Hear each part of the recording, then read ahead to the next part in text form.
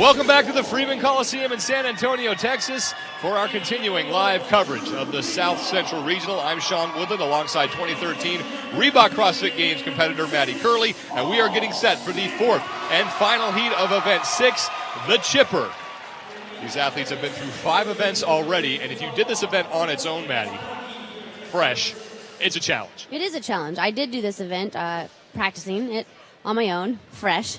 It was quite a challenge. Every time you wanted to pick that bar up, I would rather leave it there on the ground, you know? It's one of those events. And these athletes have been through 5 events prior, and they're just going to have to battle through some muscle fatigue and some mental fatigue. And the thing is here is it's a close race. So even though they've been through those 5 events, they know these last 2 events count. Now, Paul Smith, in the middle of your screen with that black shirt on with the blue print, he is your overall leader. He comes in with 51 points. The men will start with 100 double unders before they move on to 50 handstand push-ups, 40 toes to bar, 30 shoulder to overhead with the axle bar, and then a 90-foot lunge with that axle bar in the front rack position, and that bar weighs 160 pounds. Behind Paul Smith, Asia Bartow, 53 points. He's in second place because of a tie break with Mike McGoldrick, who is in third, and he also has 53 points. Rory Gamboa, he has 53 points. He's currently in fourth place.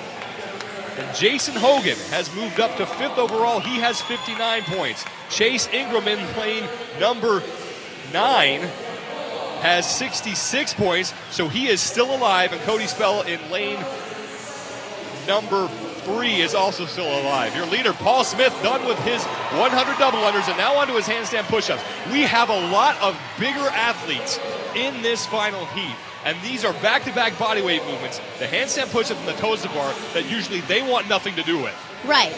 They're looking to get to that axle bar. That's what they want to do. They want to get these handstand push-ups out of the way, get the toes to bar done so that they can go into their more comfort zone, their wheelhouse, those push presses or shoulder to overheads, push jerks.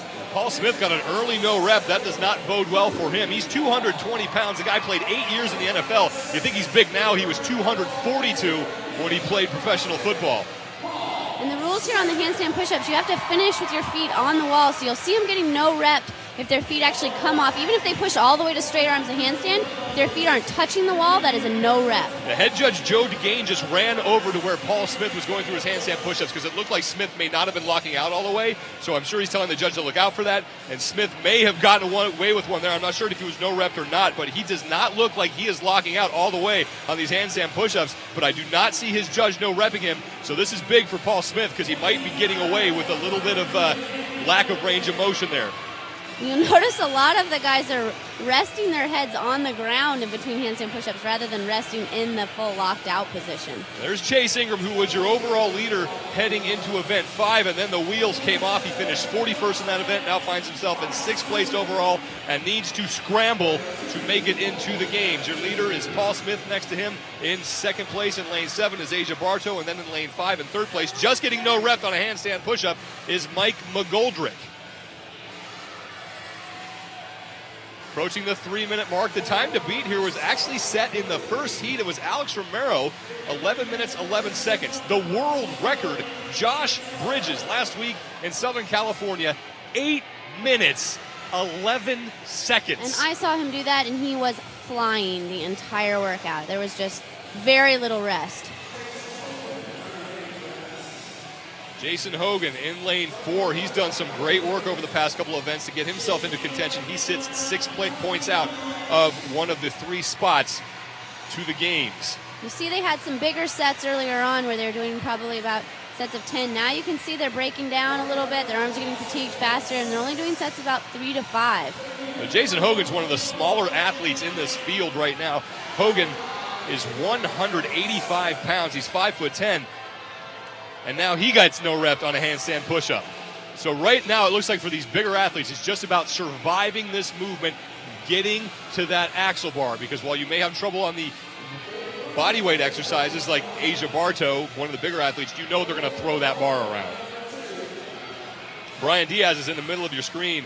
Diaz is one of the men who represented this regional in 2012.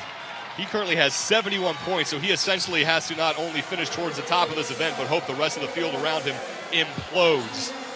In lane number 12, that's Jeff Germond.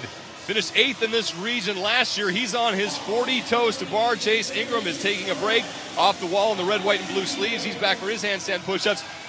Over in lane 2, Richard Bolkin, who has just 1 year of CrossFit experience under his belt, is closing out his handstand push-ups. He has just one more to complete, and he will join Germond on the pull-up bar for his toes to bar. One more for Bolkin. He completes that. He'll chalk up, take a water break, and then get on the bar for his 40 toes to bar. Jason Hogan in lane 4. He is there and getting right to work on his 40 toes to bar as we approach the 5-minute mark in this event.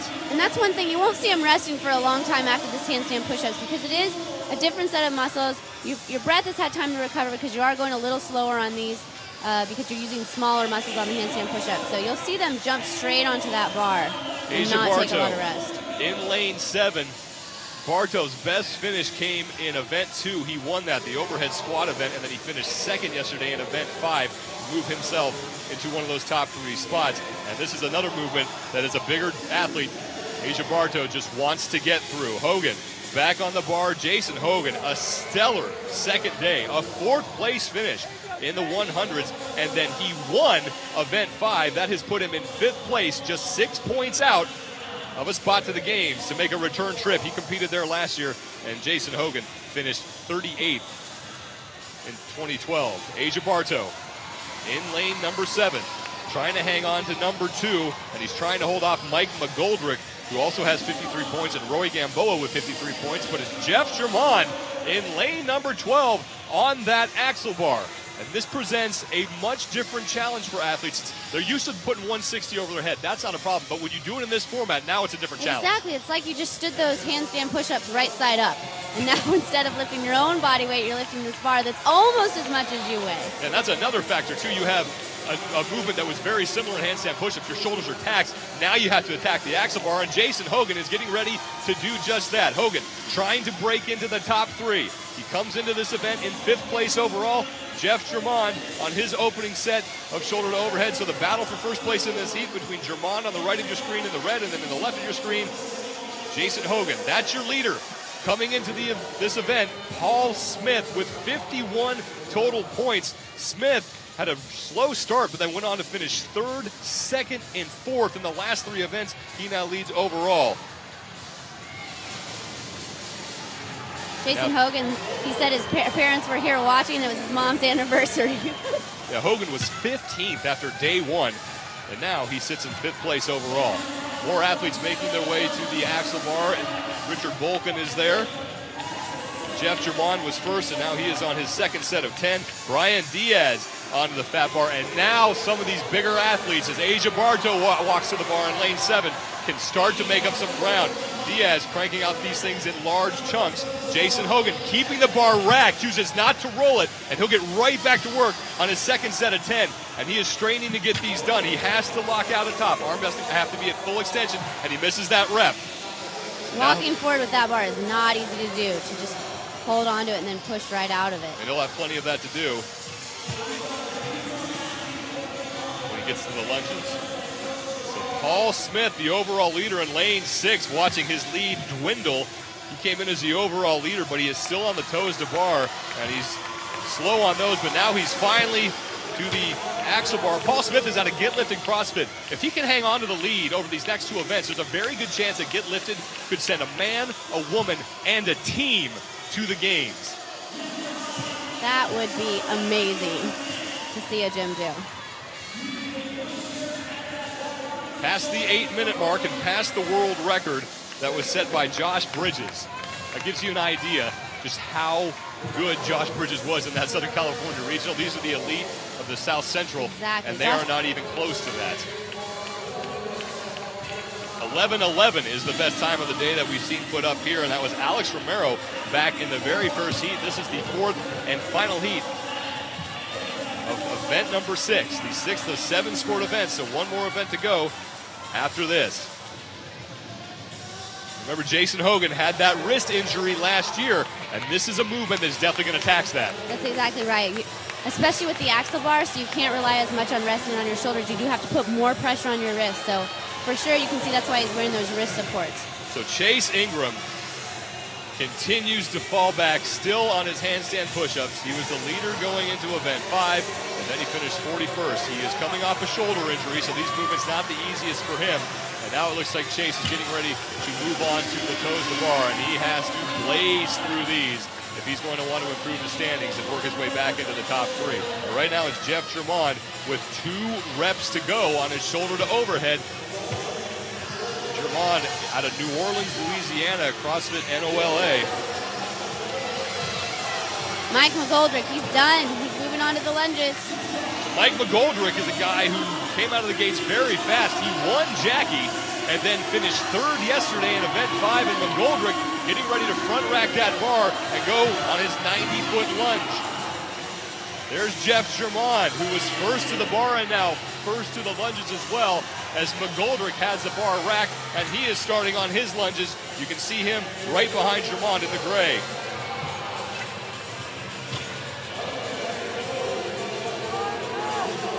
Past the 10-minute mark, the time to beat 11:11. Jeff Germond in the red is now watching Mike McGoldrick in the gray overtake him for first place. McGoldrick, one of the men battling for that final spot. He came in with 53 points and sat in 3rd place. And this is the great thing about this workout for these athletes, is there's no doubt who's in front of you once someone's in front of you. You can see them, so you want it back. You want to be the leader in this workout. McGoldrick has the bar on the ground. He's resting. He took a look down the floor at Germond, and Germond is going to put the bar down as well. So now it's McGoldrick. Looked like he was going to try to get back on it. It's who's going to pick it up first here, as these athletes are neck and neck for first place in this heat. Nearly 11 minutes gone by. So it's looking like Alex Romero in the first heat is going to be the winner of this event. But McGoldrick doing himself some favors here. If he can win this event, win this heat, and separate himself from his fellow competitors and hang on to one of those top 3 spots. McGoldrick, the bar is down again. Meanwhile, Germond is back on the bar, and Germond is threatening to overtake McGoldrick. Looks like McGoldrick has some pain in his groin. He was holding on to his leg, the inside of his leg. Not a good place to be feeling pain during lunges. Asia Bartow in lane 7. He's back there adjusting the weights on his bar, and now it's McGoldrick with the finish line in sight, straining to get those final reps. Here comes McGoldrick. Germond is right next to him. McGoldrick, one more lunge to go. McGoldrick is across the bar, is down 11:52 unofficially for Mike McGoldrick. He will win the heat. Jeff Germond, meanwhile, he is across the finish line, but he did not, it looks like he may not have lunged across the finish line, so he has one more to do. And now the bar is down, so Germond on his finishing plate. So Germond will finish 2nd in the heat, 12-12 unofficially for him. Asia Bartow with the bar on the ground. Bartow, another man in the top 3 who's trying to hang on. He's competing with Roy Gamboa and Jason Hogan, and right now Hogan is catching up to him. Paul Smith, the overall leader, he is now catching up to Bartow. In lane number 2, Richard Bolkin about to pass Bartow. This is going to be a fight to the finish, and Bartow has the bar down, so he will finish ahead of Bolkin. So Bartow solidifying his hold on one of the top 3 spots. Now Paul Smith has to worry about his lead. It was only 2 points coming into this event, and Smith is risking falling out of the top 4. Meanwhile, overall leader Chase Ingram is still on his shoulder to overhead with Mark Stewart in lane 11. But here comes now the battle for those precious points as Paul Smith is trying to out-battle Jason Hogan. He will do it. And in lane number 8, Roy Gamboa. And that could be a dead tie. 13-12 unofficially for both those athletes. So nothing has been decided yet as we have just one event to go. Here comes Jason Hogan, who's making a mad scramble up the leaderboard. He came in 5th overall. Hogan is across the finish line. Hogan unofficially in at 13:30.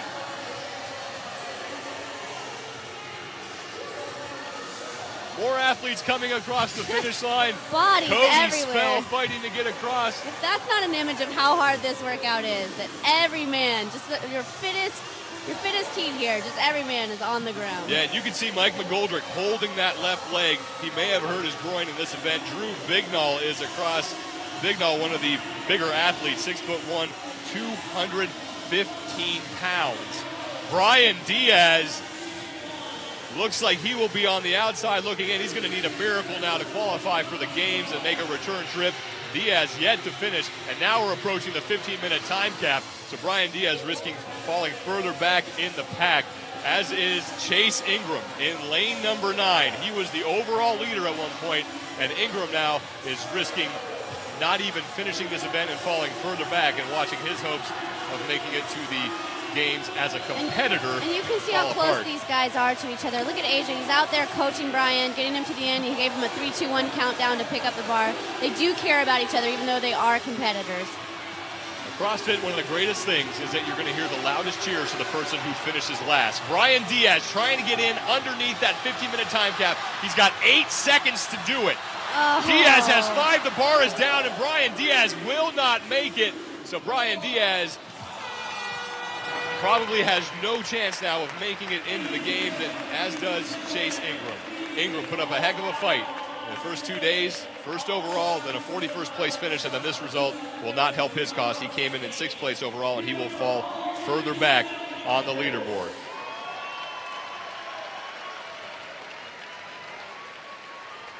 Mike McGoldrick was the man who was able to win this heat. Does not win the event. That honor is going to go to Alex Romero, who put up the best time of 11 minutes, 11 seconds in the very first heat of McGoldrick. Doing himself a lot of favors with the victory in this heat, because the men he was competing with were all trying to get into that top 3 where he currently sits. McGoldrick came in with 53 points overall. Asia Barto had 53 points overall to stand in second, and then Paul Smith was your overall leader in first place. But after this event, that leaderboard will certainly change.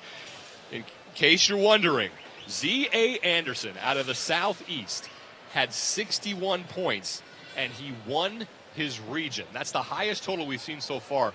There's a good chance that what we see here in South Central is going to exceed that. This is the most wide open region we've seen with the men so far. It's just been an incredible race to watch from start to finish. These guys are so close in athletic ability, and it just makes it that much more fun to just hang in on every event and make sure you're watching. Even like we just talked about, someone from the first heat in this event just took the win on that. It's so unusual, but it just shows you how close all these guys are in this region. Mike McGoldrick's your winner, but we saw him sort of grabbing at his groin. We'll see if that plays a part in event number 7. 1 to go here at the South Central Regional, and we will have it live for you. The final heat coming up in a little bit. For Maddie Curley and Emily Turner, I'm Sean Woodland. We'll see you soon.